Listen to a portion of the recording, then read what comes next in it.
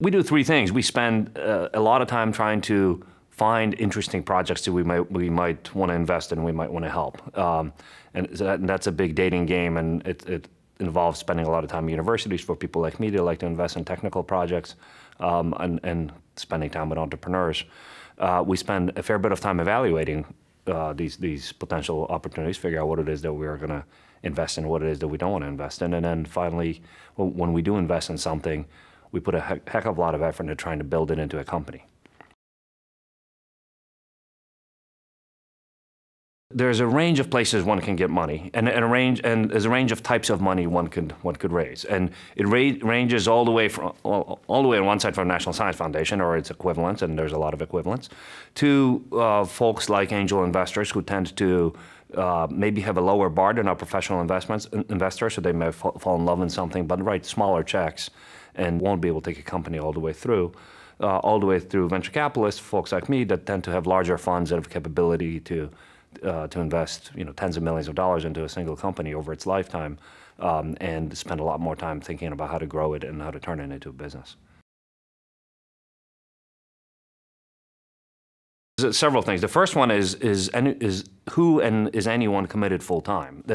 I've met a lot with professors who have a great idea and they want it to happen, but they don't want to do it.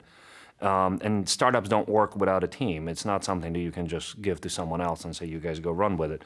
The most successful companies that come out of research centers, some of the researchers come, often it's in a university, it's postdocs or grad students. So that's one thing. Another thing is how far advanced is the technology? Researchers research, and you don't get to sell research, you get to sell products. So a lot of what we have to, the judgment that we have to make is try to figure out how much work still needs to be done in order for something to be a product. And then the third big question usually for me is how big is the market? There's a lot of things that are very, very interesting. Not all markets are big, not all inventions are equally useful, and if you're going to take the kind of risk, particularly in a physics-based thing that tends to have a lot of technical risk in it, that risk only makes sense if the upside is commensurate. So we need to make sure that that's the case. Scientists are brilliant folks. They tend to be very creative. The really good ones are very good at thinking outside the box. And the really good ones are really good at thinking outside the box, not just about their topic, but about the business and about the whole thing that they might do. The frustration tends to be, I don't know if I want to use the term frustration, but a more difficult thing tends to be is they tend to, the folks that I've worked with have a tendency to be quite over-optimistic in terms of schedules, in terms of what it actually takes to build a real product. They generally haven't built a product.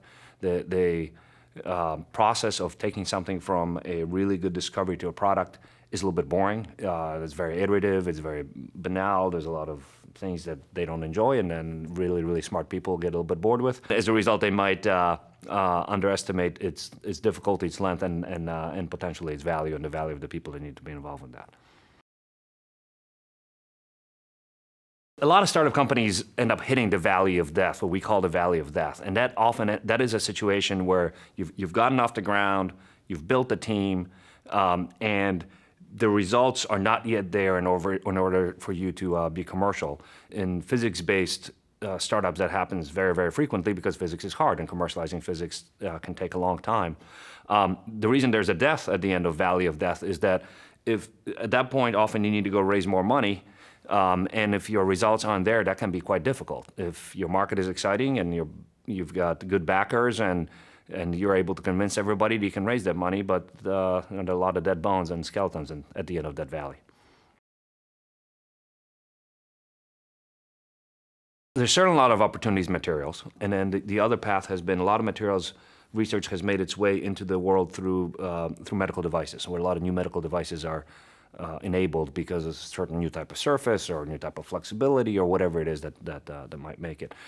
The reason materials has become a little bit more interesting of late is because it's more modelable than it used to be in the past. In the past, materials research involved taking frogs' tongues and lizards' eyes and mixing them in a cauldron at midnight and seeing what happens. Now, and every now and then something would happen. Now, in a situation where you can model something, you can or a good researcher can know what they're looking for and be able to tailor a material with those properties.